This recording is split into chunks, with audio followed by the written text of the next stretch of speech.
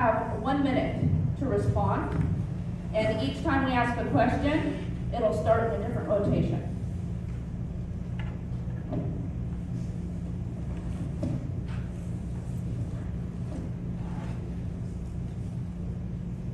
First question. What are the 12? Well, actually, hold on a minute. I need to ask you guys to do your introduction, so Carrie, please.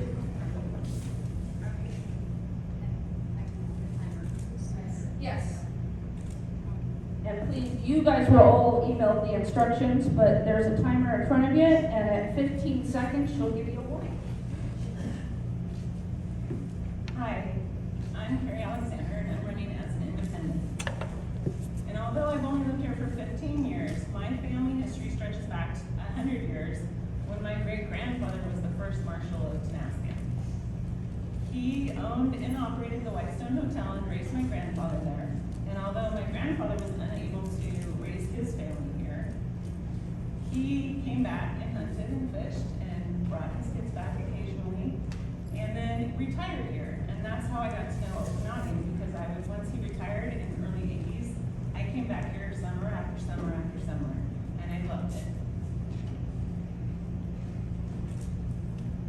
See, I'm super nervous.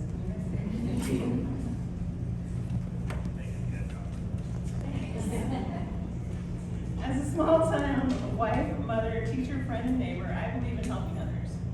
That is why I am running to support our rural communities and our lifestyles during this challenging, chaotic, and angry-infused time. I've always worked hard for my community in leadership roles ranging from the Tenascan Chamber President to teaching for 7 years. It's a hallmark of who I am. My family has struggled being here. However, with hard work and the help of our community, we buckled down and we were able to survive. And that's how I know what affects Okanogan County, right? I've been through the hard times with you. This community has cared for my family across generations, and now I'm stepping up to give back where needed, and I will work relentlessly for thriving small businesses, more access to mental health resources, and affordable housing. I want to work with you to both grow and protect our incredible natural resources in the Okanogan County. And in spite of all the turmoil out on the outside world, here in the county, we can work together to cooperate to make a positive difference for our future generations. School, lifelong learning, support for families who are struggling are important problems. These difficulties can be improved only if we listen and have open, honest, respectful conversations with each other, looking for solutions together. This is the kind of commissioner District 3 needs now. I am that commissioner. I am listening to you, and I hope to help you. Thank you.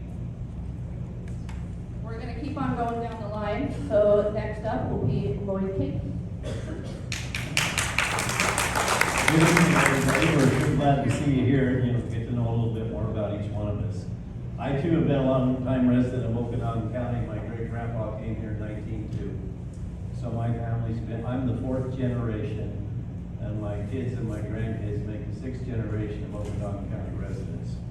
One of the reasons I'm wanting to run for county commissioners is that I have a desire to serve.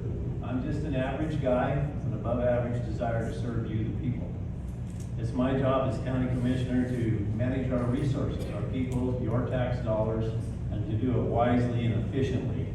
It's important that we learn to listen, and some of my experience in the past as a school board member, I learned to listen to people. Too many of us listen to answer or listen to argue.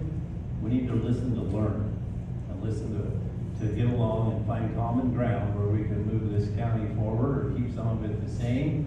And that's something I learned on the school board the 12 years I served there. One of the things I was most proud of on the school board is the federal government pays the schools, pays the county what they call timber money. And that money is in addition to what you get from the state or supposed to be. And what used to happen was when we would receive that BEA money, they would subtract the timber money from it. So the rural districts that were being paid these timber dollars to help you out of it because you can't tax state and federal land, we were getting the short end of the stick. So I proposed to our school board liked my proposal, so we proposed it to WASDA, and then WASDA finally liked it, and it took 3 years of that, and then 2 years of work, and we finally got the legislature to pass a new rule that when that Rural Schools Act is funded, we receive all our DEA money now, and we don't have to have it deducted, have the timber money deducted from it. But that was one of the things I learned working in the school district, and I worked with district, school board members across the state, and worked with legislators to make things happen. And what you gotta do first is listen. So as your county commissioner, I'm gonna listen. I'm gonna see what you want, what you think, and see if we can make it happen. You're not always gonna get a yes. Sometimes you're gonna get a no, but I promise that I will listen to what you think our needs are and what needs to happen here in this county. And I think it's a privilege and an honor to be here tonight, and I'm glad to see this big crowd. If you got any questions after we're done tonight, you come over here and I'll listen to you, and I'll tell you yes, or maybe I'll tell you no. Thank you. Thank you very much. So we're gonna come back around, and Aaron's next. John, you get to be last. So I'm Aaron Kester. I've been here for about 25 years. Moved here with my dad. Moved here with my dad 25 years ago. And graduated high school. Never made it to elementary or middle school here, but I graduated high school here. And I built some connections back then with friends my age, and then their parents and their families. I've had a few folks think that I've been born and raised here, not the fact at all, but anyone who has been here for a long time knows that I'm a transplant. I've been involved in that time with quite a few different boards and community organizations, committees. I put on my sheet over there, gosh, there must be a dozen or so. Anywhere from Economic Alliance, the Truancy Board, Tourism Council, the Chamber. I ended up serving after Terry. I wasn't ever president, I didn't chew off that much, but I was secretary for a good many years. And I worked at my dad's store for a good long time. That's what I was aiming to do when I moved here, and ended up leaving that and moving on to work with the hospital. And working with the hospital, I ended up in healthcare, seeing how that operates. I had assumed that it's kind of more government controlled than it really is. It operates like business, and they need to be bringing income in and cutting out expenses. So the same concept as how the hospital is running, I can see that the county also needs to watch where its spending is, and also needs to look at income sources. I'm here to listen. I'm running as independent. I've never really felt like I'm Democrat or Republican. I was raised with my dad being a pretty strong Republican and my mom a Democrat, but she never really spoke out much about that. I have friends on both sides of the parties, and I'm here to listen to everybody. I have friends on both sides, and I want to help everybody. It's kind of tough to be in the middle, hold both directions, or shunned by some because I'm not all the way on their side. But I'm here to listen to all you guys. I want to do the best for my community. It's kind of the reason I've been involved with so much, and looking to be involved with more. Look forward to talking to you guys later tonight. Thank you very much.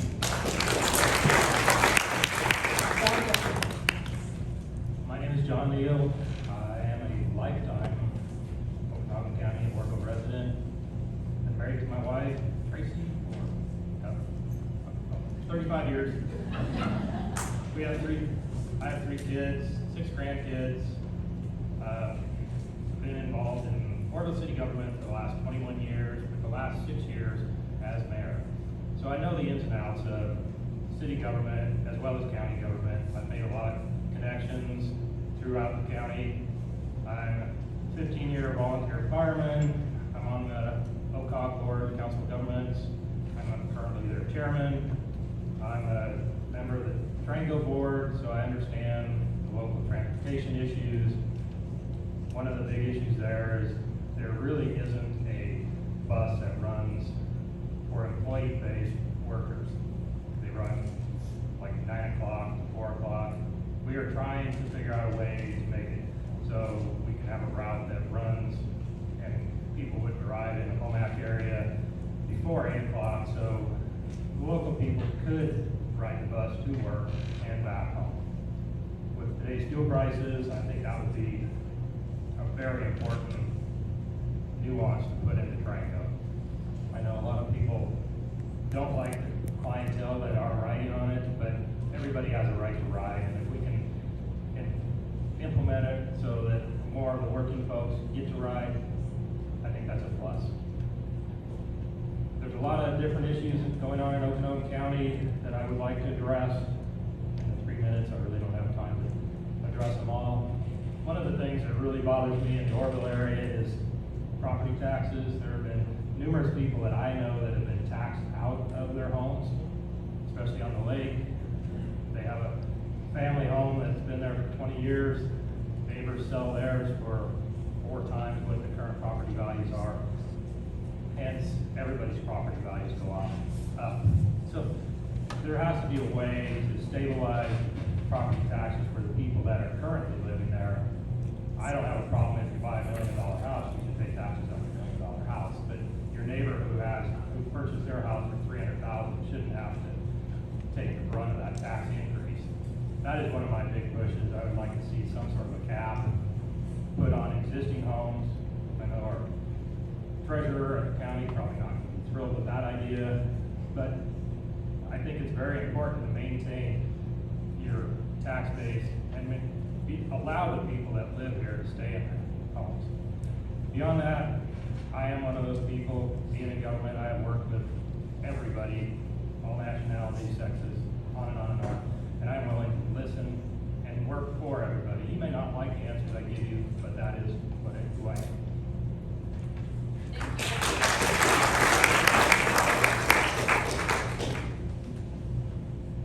So the first question is going to go to Lloyd. Please keep an eye on the timer in front of you to let you know when you're about to end. I need 1 minute, right? You get 1 minute to answer, yes.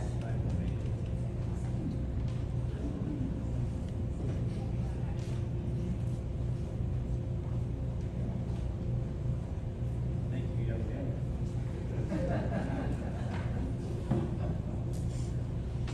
What are the top 4 issues you will face as county commissioner once you get into office?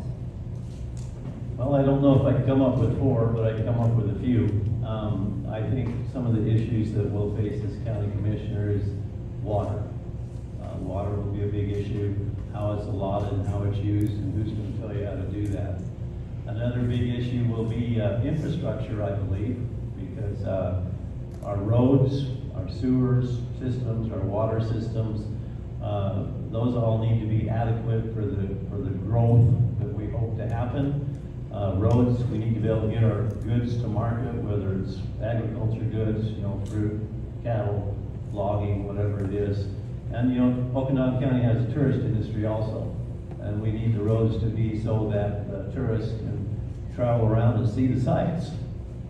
I'm almost out of time already. And another issue that I think will be important will be, protecting people's rights. We went through a tough time here, and some people think their rights have been walked on, and maybe they have, but it's looks like I'm out of time.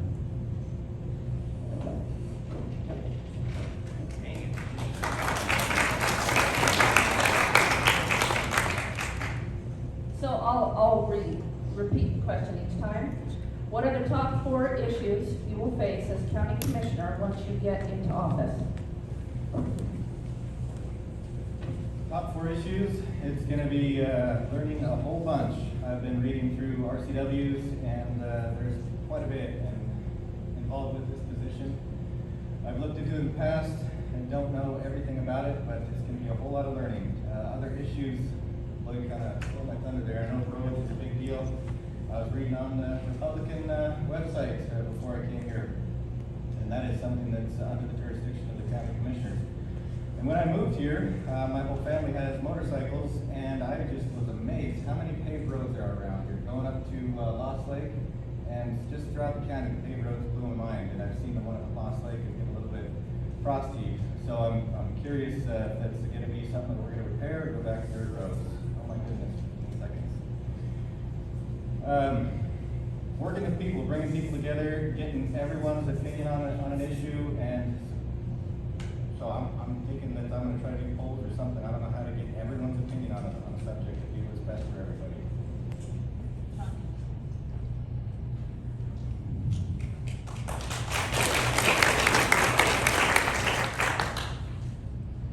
What experiences, or, I'm sorry, what are the top 4 issues you will face as county commissioner once you get into office? Well, Aaron, well, we kind of stole my thunder, so. But I think one of the biggest things we can really look at is public safety, the way our police interact with our public, all the new laws make their job increasingly difficult. And which in hand, mental health will become an ever increasing part of that. Our current system does not work because of the limited resources they have, the limited time they are on duty. I have talked to our police numerous times. They all have an issue, and behavioral health is after 5 o'clock. There's nobody on duty. So that is one of the biggest issues I can see coming up, along with water. Thanks. And just increasing, I think, the economic vitality of our county.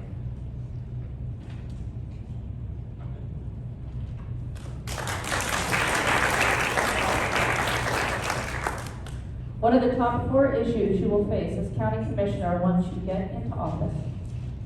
All right, I'm gonna quadruple down on the water issue because it's vital and states around us are drying out and we need to make sure we protect our water and keep it in the county. Mental health is really important to me. Working in the schools, I realize how much help our kids really, truly need. Housing, we're already at 2,000 houses short in this county, and we're expected to grow another 2,000 people, so housing is going to be an issue too.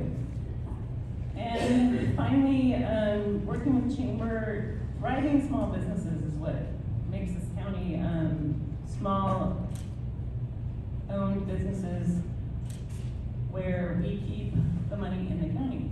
And those are the 4 issues I think are the most important.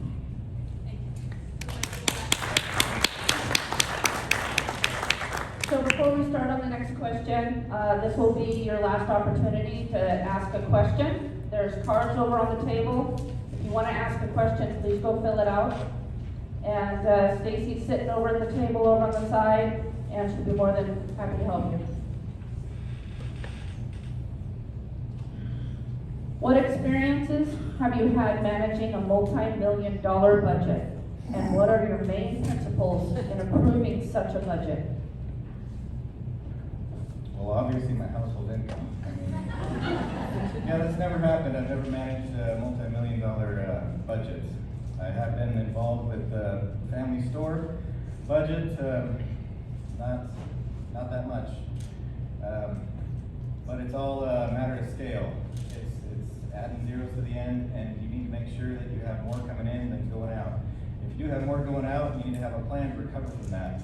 That's something that I did over there in the west side when I ran over there for a few years, is recovery plans for Boeing when they're behind on the schedule to get put back into position to be on schedule to put out planes on time. So mostly it's just, like I said, a matter of keeping the numbers black, not red, and more income than outgoing. Thank you.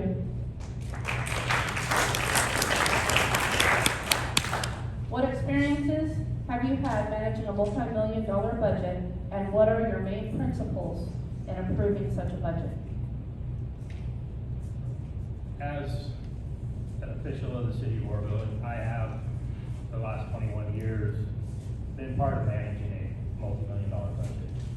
And like Aaron said, it is a matter of trying to keep everything in the black, minimize the red. Sometimes that's painful. I mean, certain programs don't get the money they deserve in order to balance your budget. But in the long run, it always works out. It's give and take. The next year, they may get a larger chunk, or you will look for grants or other sources of income to make those operations work. The biggest thing is to make sure everybody gets their fair share. It may not be what they want, but you have to make sure everybody can continue to operate, continue to function in a way that keeps the citizens safe, relatively happy, and just keep operations moving. Thank you. What experiences have you had managing a multi-million-dollar budget, and what are your main principles in approving such a budget? I've had one experience managing a budget that big. It was when I was in college, studying hotel restaurant administration, and I was helping the MGM Grand open, and I got to go through their budget with them. It was training for schools, so it wasn't actually my responsibility. I also live with my mom, who manages multi-million-dollar budgets every single day for a government contract company, and so she helps me out a lot. Balanced budget, and we have to make sure that, I'm so nervous, I'm losing my train of thought. We have to make sure that everyone gets what they need and not what they want. And we need to make sure that we keep the money in black and not in the red. And I know that's hard because sometimes there's catastrophes, but we need to make sure we have contingency plans in place. Thank you.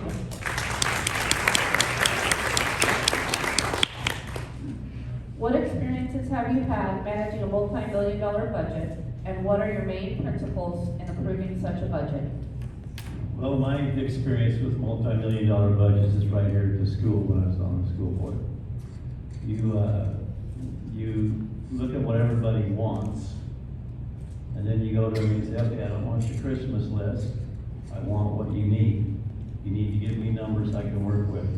And it's very important that you stay in the black. You know, grants and stuff can sometimes bail you out, but usually those grants come at a cost also. So the very best thing you can do is you gotta manage your money like we do at home. You gotta keep your checkbook in the black. Don't let it get down in the red. And meet as many needs as possible, but sometimes you just can't meet every need. Thank you.